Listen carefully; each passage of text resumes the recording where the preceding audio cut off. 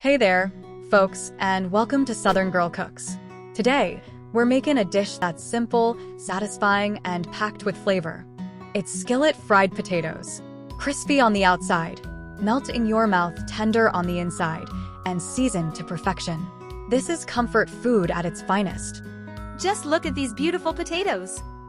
We're chopping them into bite-sized pieces, ready to get golden brown and delicious. Onions add a little sweetness and a whole lot of flavor. Plus, that sizzle when they hit the hot skillet, it's music to my ears.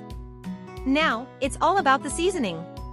Garlic powder for a little zest, Cajun seasoning for a kick, and of course, salt and pepper. You guys, this is gonna be so good.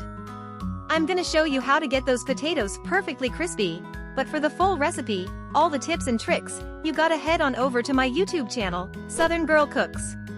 Click the link to watch full recipe video at our YouTube channel.